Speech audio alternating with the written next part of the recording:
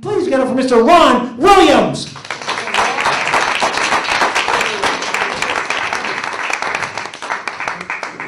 Hi there, how are you all doing tonight?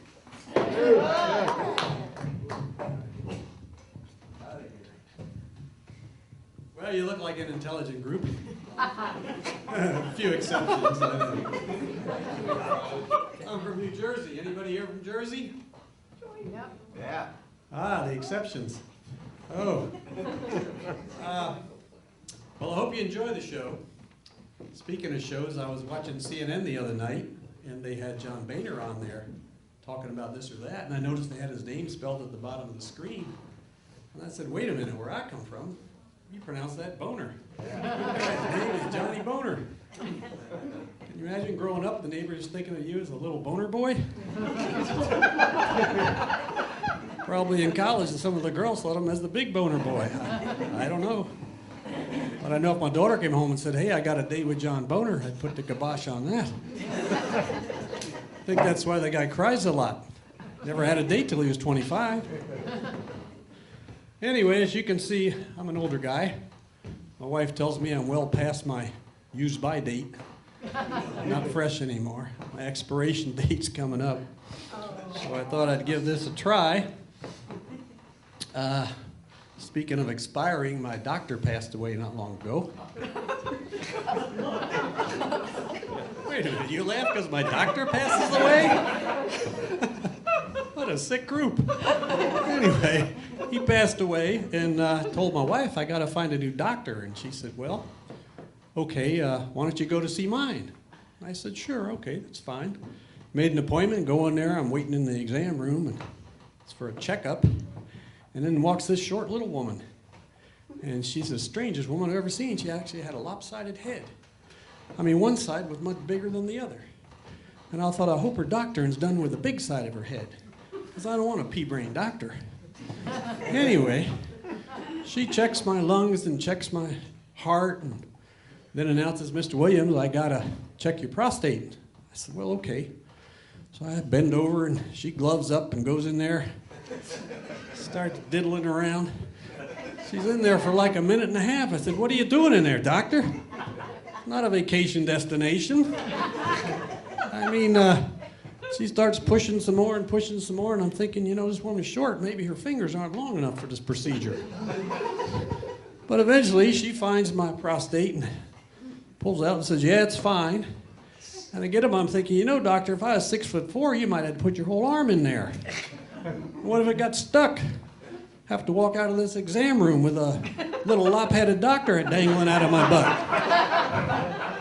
Be embarrassing to ask your staff to yank you out of there. So, anyway, speaking of expiring, I'm agnostic, so I really don't know where I'm going when I die. I could go to heaven, I could go down the other way, or could just end up in the dirt, and may end up in the rear seat of a '39 Buick. My father says that's where I was conceived. He said it'd be kind of a circle of life thing. And he said in that case, my brother Daniel, he'd end up in the kitchen of the In-N-Out Burger by the fry later. Apparently my parents are pretty frisky. Said my sister Sarah would end up at the porta potty next to a construction site. Terrible way to spend eternity. But now I know why she turned into such a slut.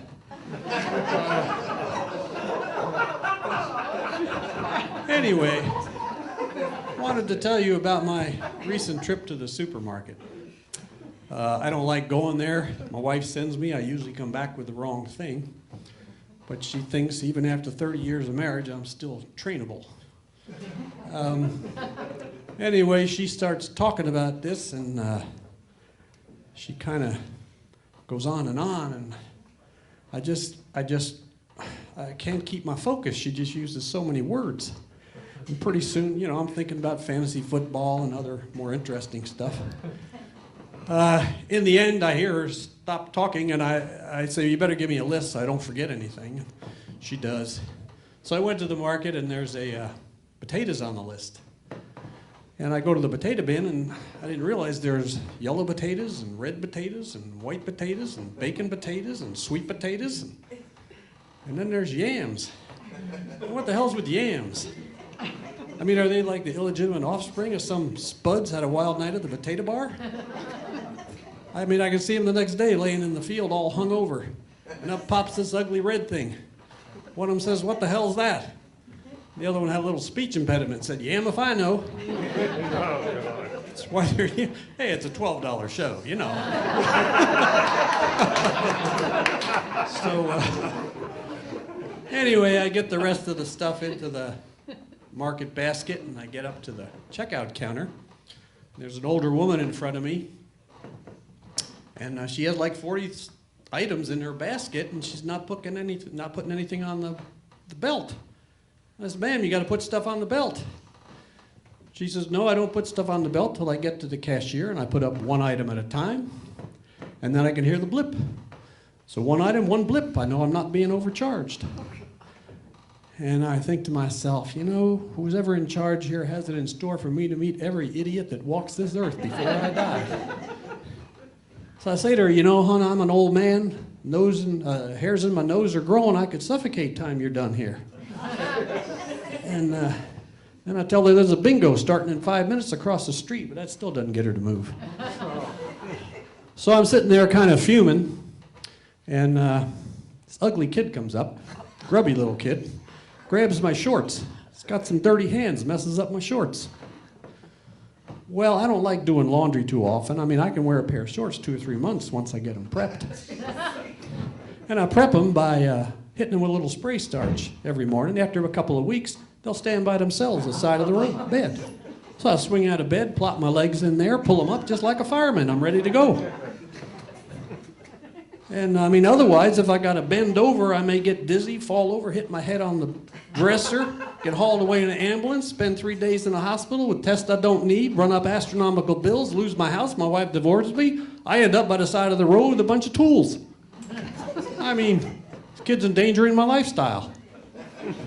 So he goes away, he starts coming back at me again, and being an older guy, I give him the old right in the kisser. Kid falls over. I think he had a methane attack or something. His eyes roll up. Mother comes over, drags him away. Says, "What'd you do to my boy?" I said, "I didn't do anything to your boy. I didn't touch him." But I look at him as he goes away. I said, "Kid, you come at me again, I'm going to blow you into L.A. County."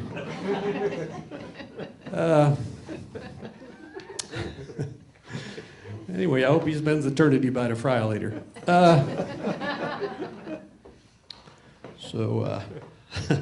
Forgot my train of thought. So anyway, I get to thinking about all this gas I generate.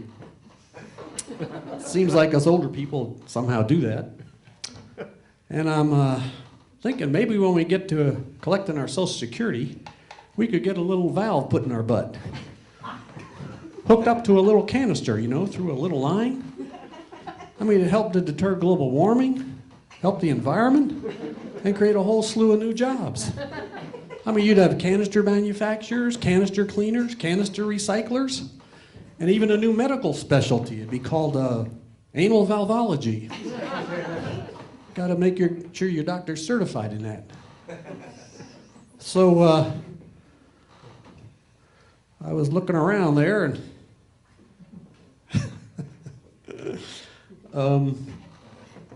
yeah, it would even be a new revenue stream for the homeless. I mean, they could go around to the hospice and hospitals and collect old anal valves for recycling. But, anyway, but anyway, I think, see these things I think about in the supermarket, you wonder what people are thinking about there, but this is what goes through their heads. So I was thinking about how my wife sends me there. I think she does that to drive me crazy. I think women do that. They toy with us. They want us to maybe leave at some point so they can get half our stuff. And I was thinking about these young millennial guys. You know, they got out of school when the job market wasn't so good, and they really haven't gotten any stuff together. I mean, they meet a nice girl in a park or something, They start chatting each other up, and she said, well, you got any stuff? He says, no, I don't have any stuff right now. Well, she moves on because, she marries that dude. It doesn't work out. What'd she end up with? Half a bicycle and a bag of aluminum cans. Not worth the effort. So I'm thinking of recommending those guys. They find an inflatable woman. Because that's the kind, you put them in a place and they stay there. They don't spend all your money on shoes. They don't tell you where to park. Speaking of that parking thing, I went to the market the other day with my wife. And of course, we pull into the parking lot, and there's a nice slot right in there at the door. And I said, wow, good. So I pull in there, shut down the motor. She looks around and says, we can't park here. I says, why not? She says, well, these cars are too close. They're going to bang us our car when they get out or get in. I said, okay. So I back out of that spot, go up a ways, pull in another one facing the other way. And I shut the motor off. I go to get out, and she says, we can't park here. I said, why not? She said, well, the sun's coming in the window. The car's going to be hotter than hell when I get out of here, when I come back. You know how I sweat? I said, okay. I back out of that space. I go into another space. Pull in there, park, go to get out of the car. She looks at me and says, Ron, how come you always park so far away from the door?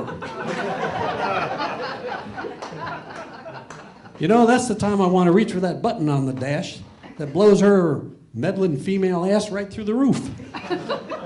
But, of course, I don't have such a thing. Anyway, that's my story. Hope you enjoyed it.